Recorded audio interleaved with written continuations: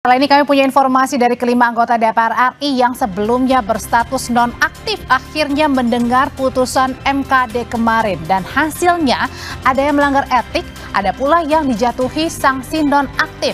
Tapi yang jadi pertanyaan adalah apakah putusan MKD ini pantas atau malah tidak memberikan efek jera? Ulasannya usai jeda.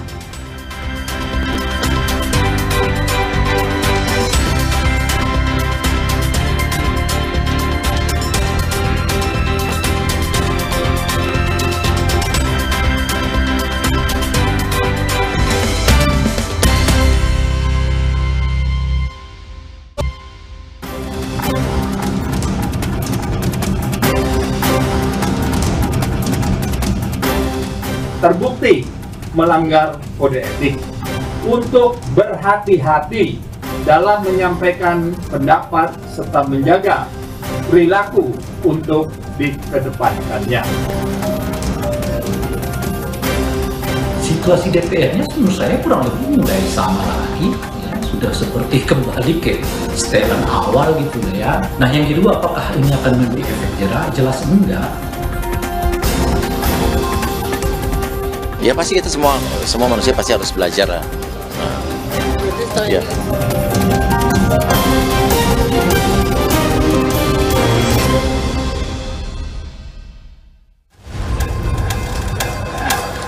Uya Kuya, Eko Patrio, Nafa Urbah, Ahmad Sahroni, dan Adis Kadir duduk di kursi teradu menanti vonis atas dugaan pelanggaran etik yang melanggar citra wakil rakyat. Sidang terbuka untuk umum dan jadi sorotan banyak mata. Hasilnya, ada yang melanggar etik, ada pula yang dijatuhi sanksi nonaktif 3 bulan. Kelima anggota DPR RI yang sebelumnya berstatus nonaktif akhirnya mendengar putusan Mahkamah Kehormatan Dewan. Sikap tak peka mereka di tengah keresahan publik pada Agustus lalu jadi berbuntut panjang hingga ke ruang sidang etik. Namun, yang jadi pertanyaan, apakah keputusan MKD dianggap terlalu ringan dan tak memberi efek jera? Untuk berhati-hati dalam menyampaikan pendapat serta menjaga perilaku untuk dikedepankannya. Teradu 1, teradu 2, teradu 3, teradu 4, dan teradu 5 selama masa penonaktifan tidak mendapatkan hak keuangan. Setelah melalui serangkaian pemeriksaan, termasuk mendengarkan keterangan para ahli dalam sidang sebelumnya, Mahkamah Kehormatan Dewan DPR RI memutuskan nasib 5 anggota nonaktif yang sebelumnya ramai dikritik publik karena dianggap tak peka terhadap penderitaan rakyat. Dari hasil sidang, Adis Kadir dan Surya Utama atau Uya Kuya dinyatakan tidak melanggar etik. Sementara Nafa Urbah, Eko Hendro Purnomo alias Eko Patrio, dan Ahmad Sahroni dijatuhi sanksi nonaktif selama 3 hingga 6 bulan. Menyatakan teradu 1, Dr. Insinyur Haji Adis Kadir SH MKum tidak terbukti melanggar kode etik. Menyatakan teradu 2, Nafa Indria Urbah terbukti melanggar kode etik. Menyatakan teradu 3, Surya Utama tidak terbukti melanggar kode etik. Menyatakan teradu 4, Eko Hendro Purnomo SOS terbukti melanggar kode etik DPR RI. Menyatakan teradu 5, Dr. Ahmad Sahroni SE MIKOM terbukti telah melanggar kode etik DPR RI. Selain sanksi nonaktif, dalam putusannya MKD hanya memberi imbauan agar mereka berhati-hati dalam bersikap. Usai pembacaan putusan, Eko Hendro Purnomo alias Eko Patrio tak menjawab satupun pertanyaan dari wartawan. Sementara Surya Utama alias Uya Kuya dan Ahmad Sahroni mengaku menerima segala putusan yang dijatuhkan. Berarti setelah 6 bulan akan menjabat aktif lagi ya? Belum tahu, makanya tunggu aja. Pak, itu kan tadi kebanyakan itu dibilang itu video bohong dan itu hoax. Itu berarti akan ada melaporan ke polisi terkait video-video itu atau biasa aja sih, Pak? Oh, yang tadi. Ya, tadi. Ntar aja deh, Tapi menerima ya Pak semuanya, maksudnya? Iya kan udah keputusannya diterima lah. Ya udah. Kita menghargai dan MKD tentu saya sangat profesional sekali, sangat objektif, dan apa yang diputuskan itu memang sesuai dengan bukti-bukti dan juga saksi ahli yang sudah memberikan keterangan ya, dan saksi-saksi lain ya. Ya pasti kita semua manusia pasti harus belajar lah. Nah, ya. Mana? Iya, diserahkan pada Mahkamah Partai. Itu aja, saya nggak bisa ngomong panjang-panjang dulu. Menyampaikan permohonan maaf yang sedalam-dalamnya. Saya minta maaf sedalam-dalamnya sekali.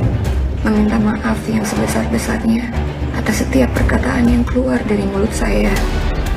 Sidang etik ini berawal dari rangkaian pernyataan, tindakan, dan unggahan di media sosial 5 anggota DPR RI yang dinilai tidak sensitif terhadap situasi nasional. Kekecewaan masyarakat terhadap kinerja wakil rakyat kemudian memicu demo besar di akhir Agustus 2025 lalu. Masyarakat marah dan kecewa karena wakil rakyat yang harusnya paling berjuang untuk kesejahteraan rakyat dianggap tidak berpihak. Tak lama, partai-partai yang mengusung kelima anggota DPR tersebut menonaktifkan mereka dari anggota DPR RI karena dianggap mencederai perasaan rakyat dan tidak sejalan dengan garis perjuangan partai. Effendi Hoiri, anggota DPR periode 1999 hingga 2013, menyebut tidak ada istilah nonaktif saat dirinya menjabat anggota DPR. Namun ia mengapresiasi MKD yang memutuskan menonaktifkan 3 dari 5 anggota DPR dan meminta anggota DPR ke depannya bersikap lebih memihak rakyat. Yang merespon reaksi publik. Saya kira itu kita beri apresiasi. Meskipun istilah nonaktif itu istilah baru ya, artinya nomenklatur baru. Tapi yang kita hormati, kita hargai adalah sikap partai memberikan hukuman kepada anggotanya yang menampilkan perilaku yang tidak sesuai dengan atau yang kontra dengan publik. DPR itu kan wakil rakyat. Apapun ceritanya, keinginan rakyat, aspirasi rakyat, mulut kita itu harus senantiasa terkait dengan kepentingan rakyat. Apa yang kita suarakan atas dasar pikiran kita, atas dasar hati kita, dan atas dasar kepentingan mayoritas rakyat, itulah yang harus muncul dari statement kita. Namun pengamat politik Ray Rangkuti memiliki catatan penting. Ia bilang, apakah vonis nonaktif dari MKD akan memberi efek jera?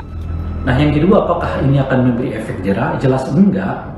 Jangankan setelah ada sanksi seperti ini, bahkan sebelum ada proses ya katakanlah misalnya peradilan etik di di Majelis Kehormatan DPR ini, situasi DPR-nya menurut saya kurang lebih mulai sama lagi ya, sudah seperti kembali ke setelan awal gitu lah ya. Jadi nggak akan ada efeknya sebetulnya gitu. Jadi ini semacam upaya untuk meredam saja lah sebetulnya. Tapi sebelum putusan, Mahkamah Kehormatan Dewan DPR RI menggelar sidang perdana terkait 5 anggota DPR yang dinonaktifkan sejak Agustus lalu. Sidang dilaksanakan dengan menghadirkan sejumlah saksi dan ahli. MKD mencari kejelasan terkait rangkaian peristiwa yang terjadi sejak 15 Agustus hingga 3 September 2025, termasuk soal respons anggota DPR terkait kenaikan tunjangan rumah DPR RI. Pembina Koordinator Orkestra Universitas Pertahanan jadi salah satu saksi dalam sidang MKD. Pembina Koordinator Orkestra Unhan, Letkol Suwarko menyebut, reaksi anggota DPR yang berjoget saat penampilan orkestra murni karena terhibur, bukan karena adanya informasi kenaikan gaji anggota DPR. Respon dari peserta sidang maupun penonton yang ada di sana saat itu adalah karena murni terhibur, Bapak. Murni terhibur dengan penampilan kami yang menampilkan utamanya saat itu 2 lagu, yaitu Sajodo dengan Kemu Pamire. Selain itu, salah satu yang jadi pembahasan, pengamat media sosial Ismail Fahmi yang hadir sebagai ahli mengatakan ada upaya menggeser narasi secara terstruktur sebelum pecahnya demonstrasi yang berujung demo besar-besaran pada akhir Agustus 2025. Ia mengatakan ada berbagai narasi yang disebut digiring oleh akun-akun anonim di media sosial. Dan di dalamnya terdapat banyak informasi bohong atau berita hoax yang seolah-olah benar karena konten hoax tersebut paling banyak dikomentari dan disebarluaskan sehingga masyarakat melihat informasi yang bias. Jadi apa yang menyebar di media sosial itu sangat besar pengaruhnya karena itu akan dikonsumsi sangat luas oleh masyarakat kita.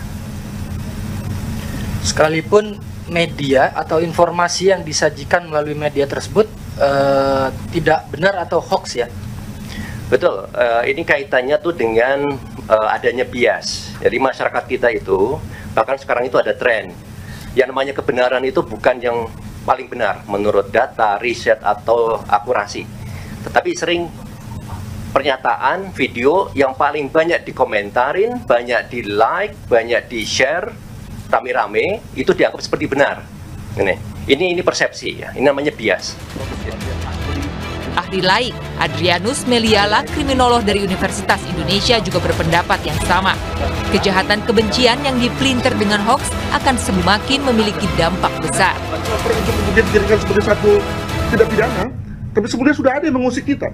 Yakni bahwa isinya sendiri adalah sesuatu yang sebetulnya tidak lagi kita pertanyakan, tapi kemudian digugat, atau sesuatu yang sebenarnya secara normatif dianggap sebagai benar, tapi kemudian digugat. Nah, dengan kata lain memang itulah Bapak jahatnya kejahatan kebencian, dan itu kalau kita pelintir dengan hoax, maka kemudian lalu menjadi sesuatu yang berbahaya bagi kita sebagai bangsa dan negara. Demikian, Pak. Babak baru bagi kelima anggota DPR pun dimulai. 3 harus menjalani masa nonaktif dengan penuh refleksi, sementara 2 lainnya kembali ke Senayan, di mana catatan publik belum tertutup. Wakil rakyat dituntut untuk memiliki sikap empati dan bertanggung jawab. Tim Liputan, Kompas TV. Saudara, Presiden Prabowo Subianto membantah anggapan atau narasi yang menyebut ia masih dikendalikan oleh Presiden ke-7 Republik Indonesia Joko Widodo. Bagaimana